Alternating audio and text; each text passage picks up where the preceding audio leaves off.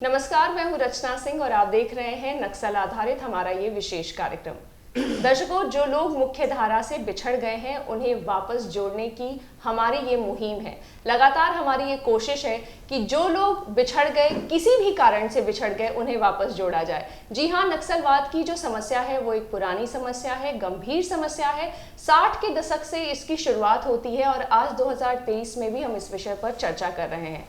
हमारी लगातार ये कोशिश है कि हम ये समझें कि लोग क्यों भटक जा रहे हैं और क्या कुछ कारण है जिसकी वजह से भटकाव हो जा रहा है, और इसमें पुलिस, सरकार और समाज के लोगों की क्या भूमिका है। इसी विषय पर आज हम चर्चा करेंगे और चर्चा करने के लिए हमारे साथ जुड़ गए हैं बेहद ही खास मेहमान। तो आइए जल्दी से हम आपका परिचय उनसे करा दें। हमारे साथ हैं वरिष्ठ पत्रकार कन्हैया भिलारी जी। सर, बहुत बहुत स्वागत है आपका हमारे कार्यक्रम में। थैंक यू सर, सबसे पहले हम आपसे ये समझना चाहते हैं और मुझे लगता है कि हमारे दर्शक भी ये जानना चाहते हैं कि नक्सलवाद की जो समस्या है वो पुरानी समस्या, एक गंभीर समस्या रही है। 60 के दशक से इसकी शुरुआत भी होती है, लेकिन हम ये जानना चाहते हैं कि बिहार में इसने कैसे पैर पसारना शुरू किया और कब से बिहार में इसकी शुरुआत हुई। हालांकि हम लोग तो तब छोटे थे, लेकिन बाद के दौर में पढ़ने लिखने के बाद कि 67 में 66-67 में बिहार में नक्सलवाद या नक्सल मूवमेंट हम कहें, इसका यहाँ पर पदार्पण हुआ। और भोजपुर में एकवारी एक गांव है वहाँ, और मुजफ्फरपुर में मुसहरी में याद हुआ तो बाद में जयप्रकाश नारायण भी वहाँ गए थे समझाने बुझाने के लिए, और काफ़ी शांत हो गया था मामला। लेकिन असल सेंटर जो था बिहार में वो भोजपुर का एकवारी ही था, और जहाँ से पूरा बाद के दौर में एक्सपेंड किया, बढ़ गया पूरे बिहार भर में। लेकिन बिहार के हालांकि मैं ये उस दौर में जो है लगभग सारे ज़िलों में आज तो 38 ज़िले हैं, उस समय 38 ज़िले तो थे नहीं, लेकिन हल्का फुल्का, लेकिन ज़्यादा इसका प्रभाव सेंट्रल बिहार में जो है कि ज़िलों में ज़्यादा रहा। और जो एकवारी में जो हुआ उसमें बाद के दौर में जो नक्सल मूवमेंट में जो एक्टिव रोल में थे राम नरेश राम हो, बाद में एमएलए बने, तो वहीं से इसकी शुरुआत हुई।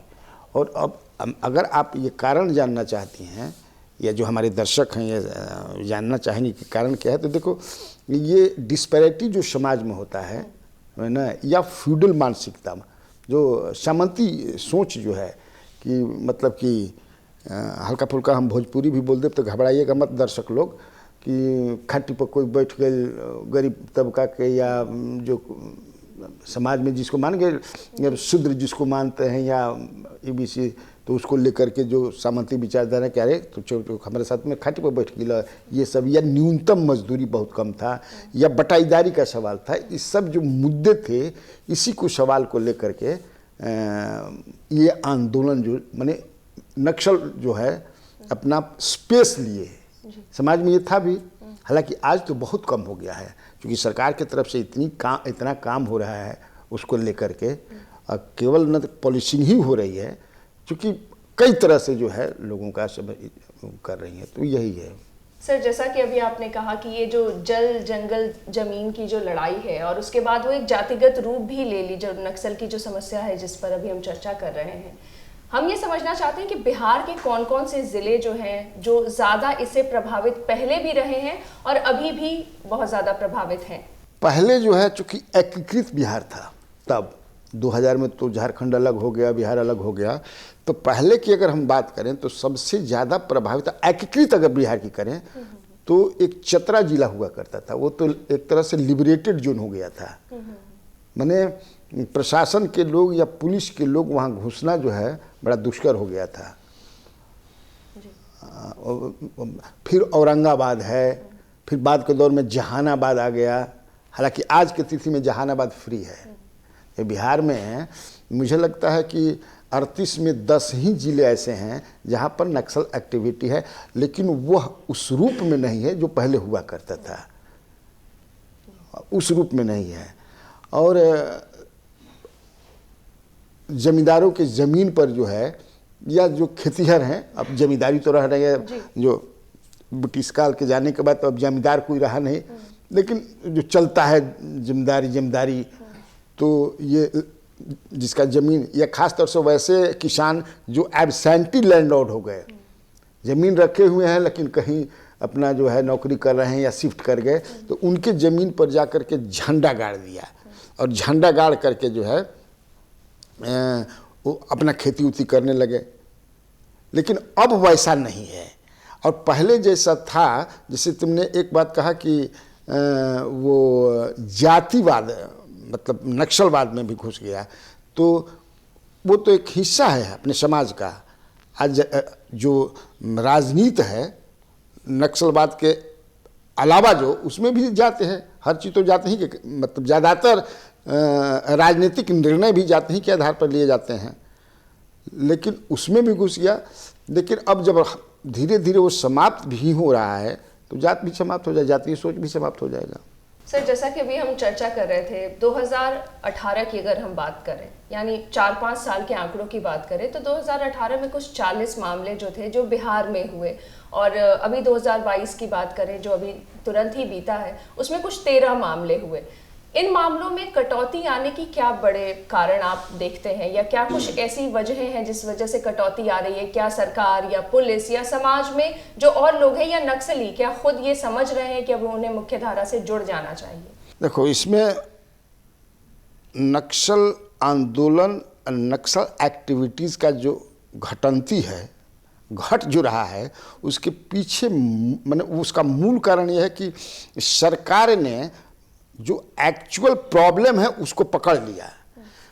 मुझे लगता है जैसे एकवारी का मैंने जिक्र किया, मैं एकवारी गया था, चूँकि मैं ही पत्रकार हूँ तो घूमते फिरते रहता हूँ, तो उस समय जो एक्टिव रोल में महिलाएं भी थीं, उनको देखा कि कोई वार्ड बन गया है, कोई मुखिया बन गया है, समझना। ये पंचायती राज सिस्टम जो शुरू किया गया ना, और ये power went to the ground, तो भागीदारी बढ़ी और सरकार का एक रुख जो है, नज़रिया जो है बदला। केवल बहुत ज़्यादा जो जोर या एम्फेसिस देते थे कि पुलिसिंग से इसको हम कंट्रोल कर देंगे, नहीं हो सकता है। तो चूंकि उनको कुछ चाहिए, वो भागीदारी चाहते हैं, तो वो मिलने लगा। और जो मोदी सरकार भी आई, जैसे मोदी सरकार ने मुझे लगता है कि 2021 में एक समाधान योजना लाई थी, जो समाधान का 8 सूत्र, उससे भी बड़ा फर्क पड़ा है, उसमें पॉजिटिव काम हुआ। उसके पहले भी जो सरकार थी, मुझे लगता है कि 2013 या 14 में एक कार्यक्रम रोशनी, तो उसके मार्फत से भी तो नजरिया बदला। दुनिया बदल रही है, देश बदल रहा है, इंटरनेट का जमाना है। तो जो यंगस्टर हैं खास तौर से, चाहे नक्सल, अब मान लो जो भी, मैं बहुत बड़े बड़े नक्सल नेताओं को जानता हूं, मेरी मित्रता है, उनका बेटा कोई नहीं है उसमें, वो सब बड़ा बढ़िया बढ़िया नौकरी करता है। लेकिन चूंकि अब उनके पिताजी जो है वो जुड़े रहे हैं, तो अपना जुड़े हैं तो जुड़े हैं, लेकिन दूसरा जनरेशन जो है, तीसरा जनरेशन, अब उसे नहीं है, वो दूसरा चीज दिख रहा है, पूरा बदल रहा है ना।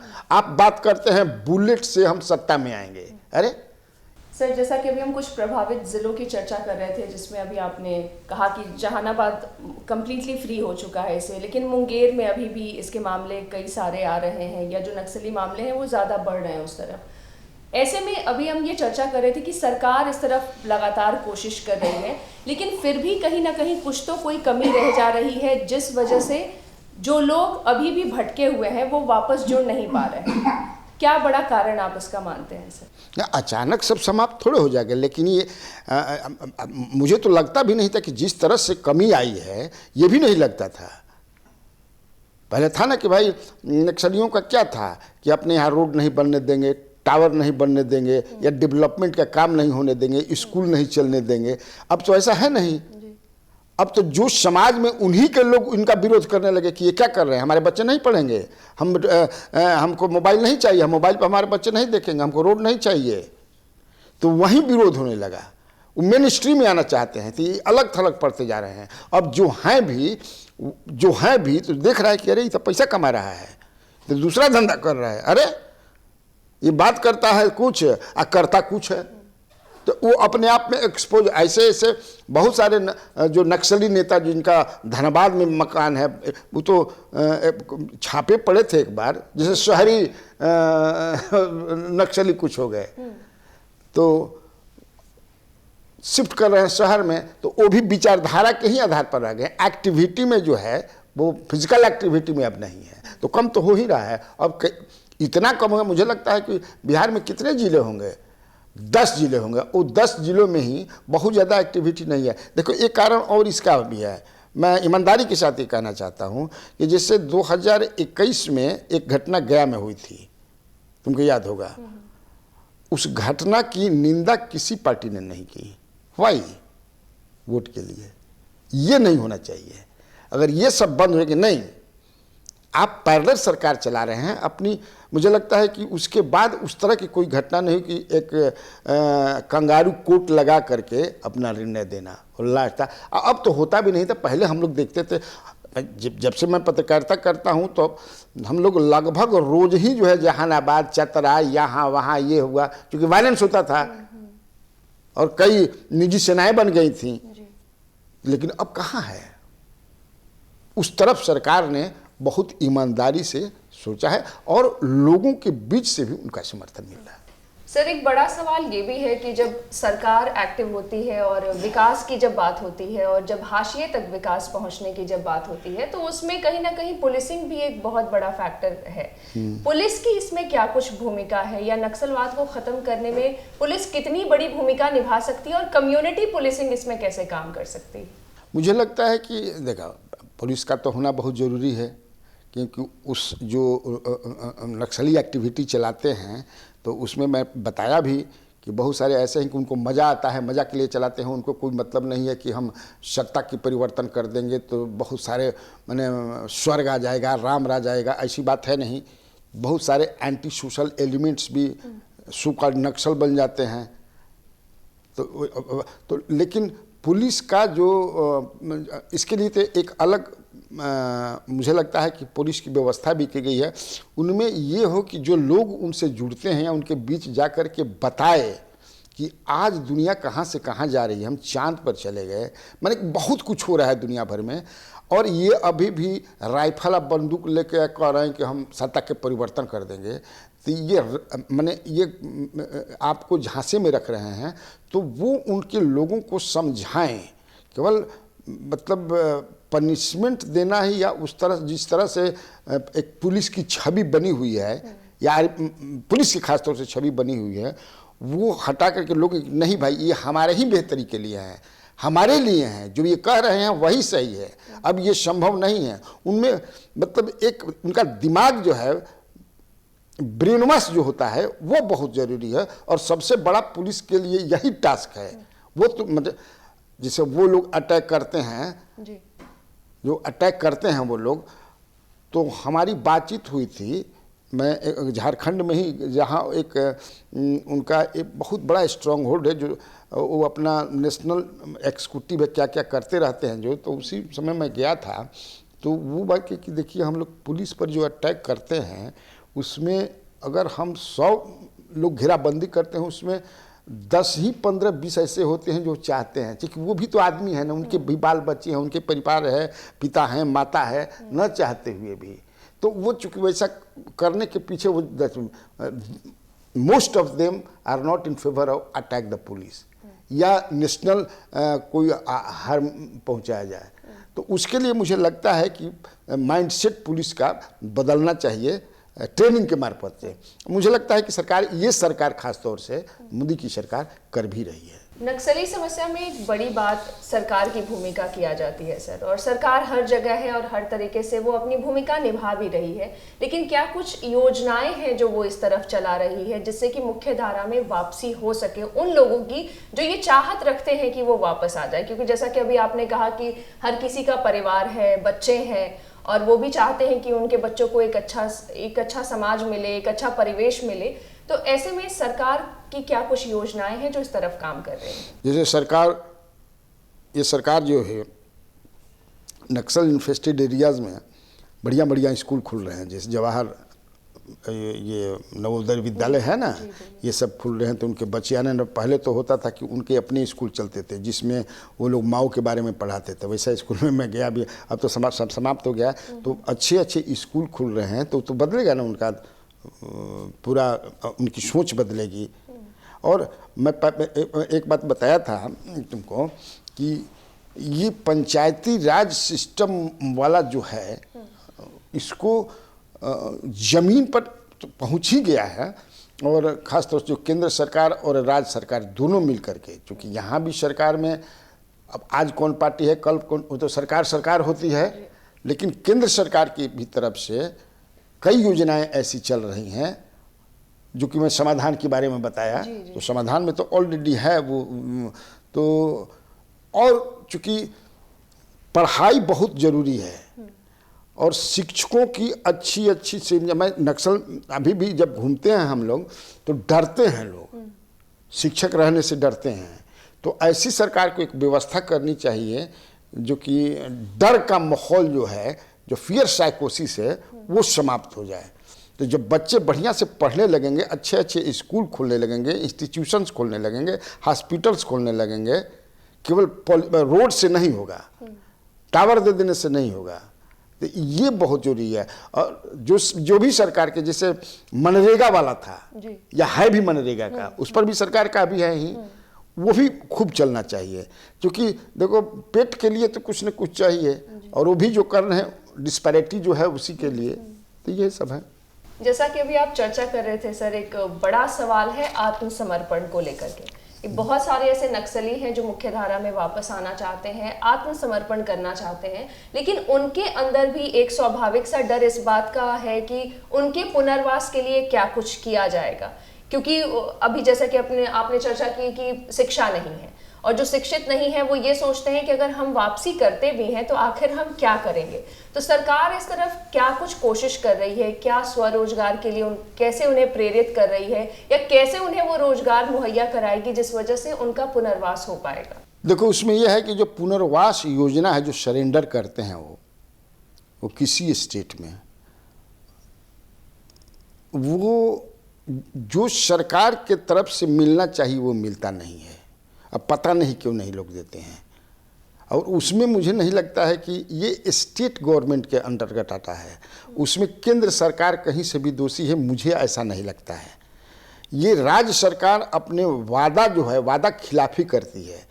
क्योंकि झारखंड में भी मैंने देखा है, और बिहार में तो बहुत कम हूँ, मतलब झारखंड में ज़्यादा किए हैं। एक से एक हार्ड कोर नक्सल्स जो हैं वो किए हैं, लेकिन उनके जब मैं इंटरव्यू कई का लिया था तो कहे कि हम अब अफसोस होता है कि हमने क्यों जो है सरेंडर किया।